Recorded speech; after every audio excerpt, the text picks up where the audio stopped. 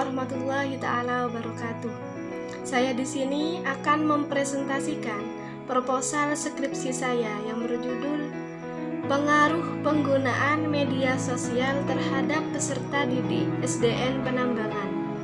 Dosen pengampu Nani Zahrotul Mufidah MPD, Program Studi PGMI, Fakultas Tarbiyah Universitas Islam Zainul Hasan Genggong, Keraksaan Probolinggo 2020. Saya juga akan mengulas sedikit tentang judul yang saya ambil. Mengapa saya mengambil judul Pengaruh Penggunaan Media Sosial Terhadap Peserta Didik SDN Penambangan? Jadi, pengaruh penggunaan media sosial itu ada dampak positif dan negatif. Untuk dampak positif yang saya lihat, anak-anak itu mudah untuk berkomunikasi dengan temannya, dengan keluarganya, dan untuk belajar juga mudah. Tetapi mayoritas anak-anak sudah terpengaruh oleh dampak negatif.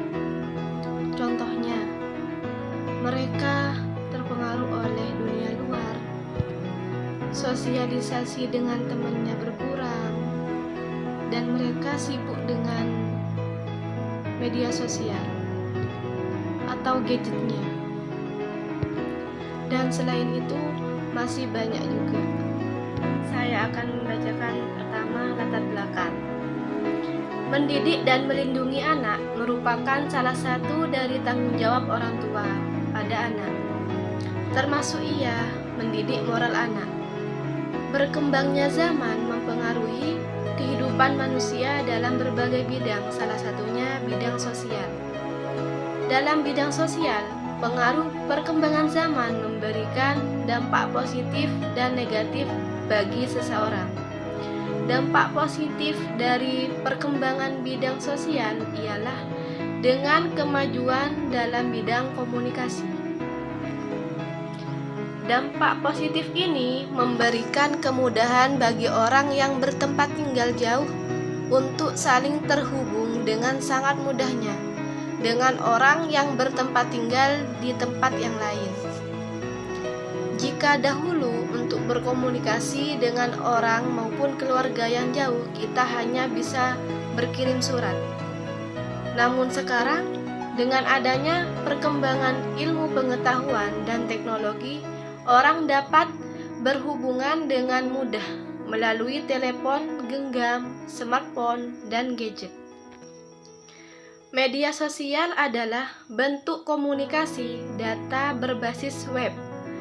Sosial media merupakan suatu program ataupun dan cara kerja yang memungkinkan para pengguna untuk melakukan percakapan, berbagi informasi, dan membuat konten web. Media sosial memiliki bentuk yang berbeda, bersama dengan blog mikro, wiki, situs jejaring sosial, situs berbagi foto, pesan instan, situs berbagi video, podcast, widget, dunia maya, dan banyak lagi. Rumusan masalah. Yang pertama, apakah ada pengaruh penggunaan media sosial terhadap siswa SDN Penambangan? Dan yang kedua, seberapa besar pengaruh penggunaan media sosial terhadap peserta didik SDN Penambangan? C. Tujuan masalah. Tujuannya saya, yang pertama, untuk mengetahui adakah pengaruh penggunaan media sosial pada siswa SDN Penambangan. Dan yang kedua, untuk mengetahui seberapa besar pengaruh penggunaan media sosial terhadap peserta didik SDN Penambangan. Selanjutnya, D. Landasan teori atau kajian teori. 1. Hipotesis. Hipotesis atau anggapan dasar adalah jawaban sementara terhadap masalah yang masih bersifat praduga karena masih harus dibuktikan kebenarannya. Dugaan jawaban tersebut merupakan kebenaran yang bersifat sementara yang akan diuji kebenarannya dengan data yang dikumpulkan melalui penelitian. Dan hipotesis dari penelitian ini bahwa tidak ada pengaruh peningkatan pada prestasi belajar peserta didik SDN penambangan saat ini. Metodologi penelitian. Yang pertama, jenis penelitian dan pendekatan penelitian. Metodologi penelitian ini menggunakan pendekatan kuantitatif.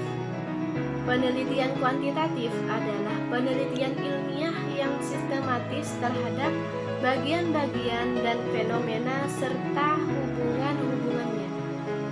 Penelitian kuantitatif lebih diarahkan untuk meneguh teori.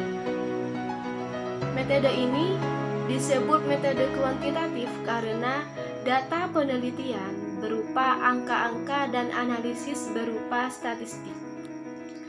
Dan jenis penelitian ini menggunakan metode survei.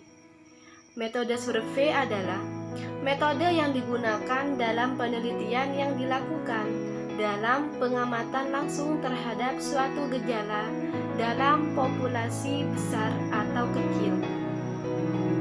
Proses penelitian survei merupakan suatu fenomena sosial dalam bidang pendidikan yang menarik perhatian penelitian.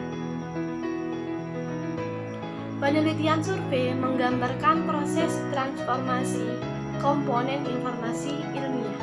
2. Populasi dan sampel penelitian. Jadi populasi adalah keseluruhan objek yang menjadi perhatian peneliti yang dapat memberikan informasi bagi permasalahan yang akan diteliti. Adapun yang menjadi populasi penelitian adalah peserta didik SDN penambangan perjalanan. Di sini sudah ada jumlah peserta didik SDN penambangan. Untuk sampel adalah sebagian dari jumlah dan karakteristik yang dimiliki oleh populasi. Bila populasi besar dan peneliti tidak mungkin mempelajari semua yang ada pada populasi. Misalnya, karena keterbatasan dana, tenaga, dan waktu, maka peneliti dapat menggunakan sampel yang diambil dari populasi itu. Apa yang dipelajari dari sampel itu, kesimpulannya akan diberlakukan untuk populasi.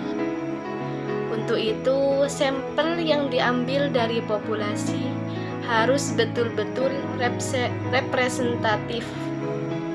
Jadi, sampel penelitian yang saya gunakan di SDN penambangan adalah kelas 5 yang berjumlah 35 siswa, diantaranya laki-laki 17 dan 18 perempuan. Kriteria siswa yang dipilih sebagai sampel yaitu A. Siswa yang aktif di kelas, yang B. Siswa yang terpengaruh oleh media sosial, dan yang C. Siswa yang tidak terpengaruh oleh media sosial. Selanjutnya F. Teknik pengumpulan data.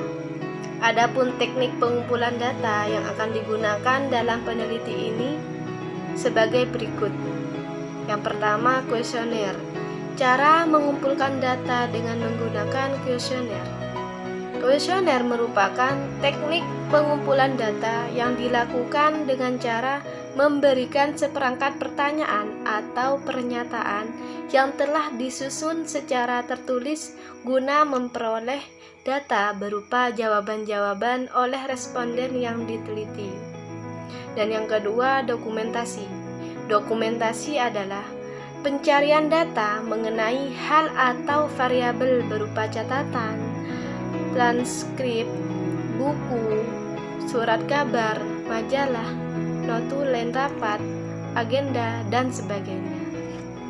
Terima kasih sebelumnya, mohon maaf jika ada salah-salah kata. Wassalamualaikum warahmatullahi wabarakatuh.